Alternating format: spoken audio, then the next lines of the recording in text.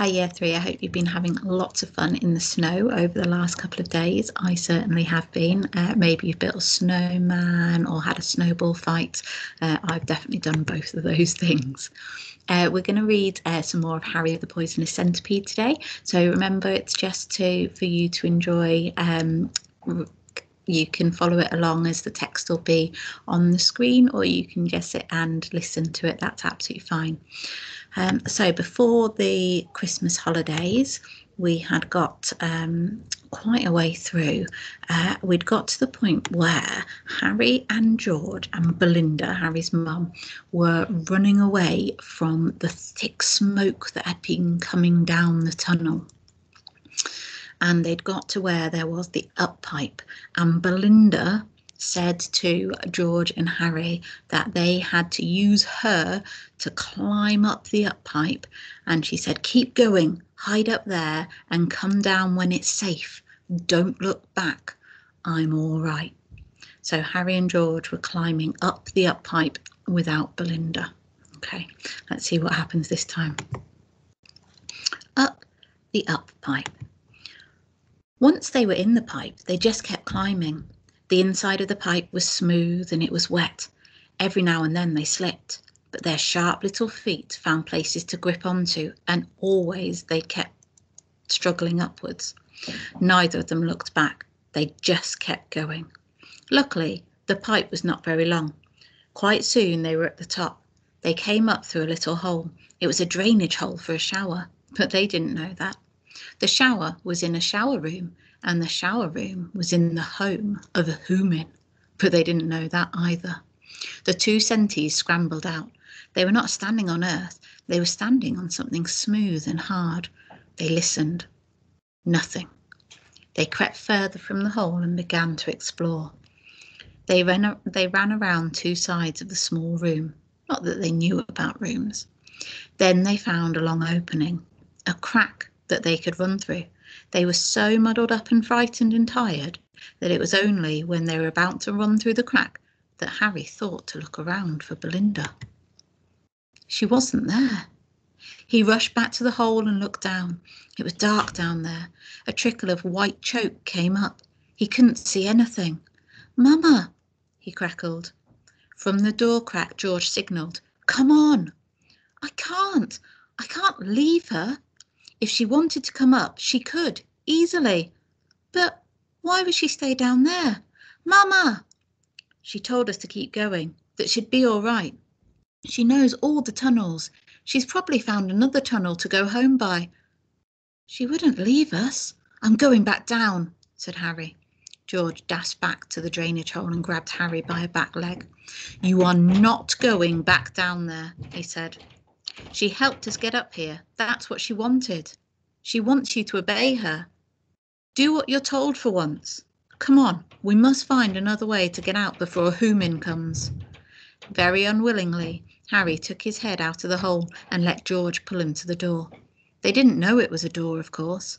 They went under the bottom of it and found themselves in an enormous black dark place. It wasn't no top, but the top was so far away that at first they thought they must be outside.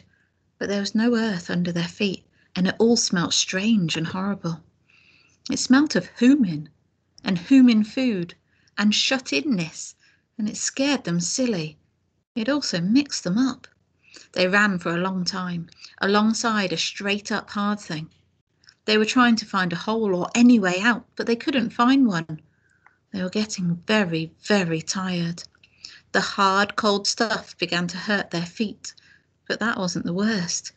It was warm in that place and dry, and into the hearts of the two Centis came a great fear, not just that they would never escape, but they would dry out.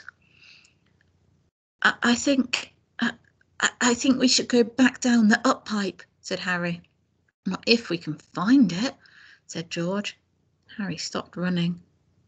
"It's over that way," he said. "No, it's not. It's over that way." George waved his feelers in the opposite direction. They looked at each other. "Hooks," said George slowly. "I think we're lost." Chapter 24. Bad Smell and Silence. They huddled together in a corner of the room.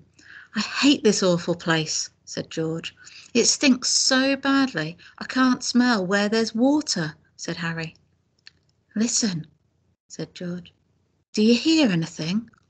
They both listened. It was very silent. In the earth tunnels there was always little noises, but not here. It was very spooky, not being able to hear or see or sense anything familiar. "What shall we do?" "I don't know. I wish Mama was here." "So do I." But she wasn't, so they had to think of something to do by themselves. Let's get away from this straight-up hard thing," said George. They turned inwards and started cautiously towards the middle of the room. They felt terribly scared. While they'd been next to the straight-up hard thing, at least they'd felt protected on one side. Now they could be got at from all around. The silence and the unknown smells added to the awful scariness. They kept bumping into each other, not by accident, just to feel that the other one was there. At last George whispered, "There's something just ahead." He couldn't see anything, but his feelers knew it. They found it. It was hard and cold. It too went straight up, but it wasn't a wall. It was shaped like the water post. They could walk all around it. It's like the outside of the Uppipe," said Harry, which was a very clever thing for him to say, because what it actually was a hollow metal bed leg. "Let's climb it," said George. "Maybe there's water up there." He was beginning to feel very dry. It was hard to climb, but no harder than the Uppipe. Quite soon they found themselves climbing something much easier. It was soft and loose, like lots of spiders' webs put together, only not sticky. They scrambled up it and found themselves on a flat surface. It was made of the same soft, warm stuff. They almost liked it. It was kinder to their feet. They ran about on it and would have even played if they hadn't still been so scared and they hadn't been feeling so dry.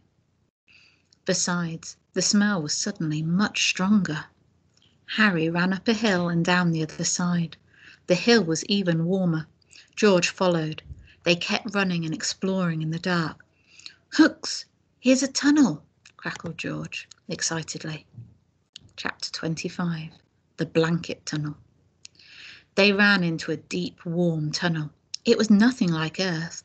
It was made of warm web stuff.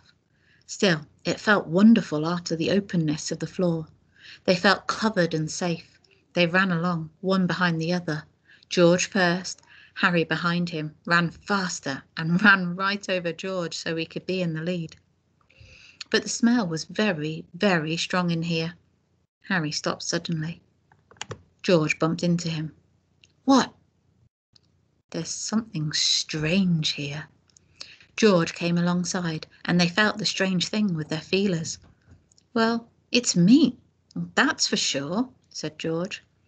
Suddenly the two Centis realised that the smell they'd been smelling was a foodie smell, but it was something they'd certainly never eaten. "I'm hungry," said George. "Me too." "I'm hungry," said Harry. "Me too," said George. "Shall we?" But they didn't. Something stopped them from having a bite. They kept feeling the meaty thing, which blocked the tunnel. It rose steeply in front of them, a meat cliff. They felt and felt.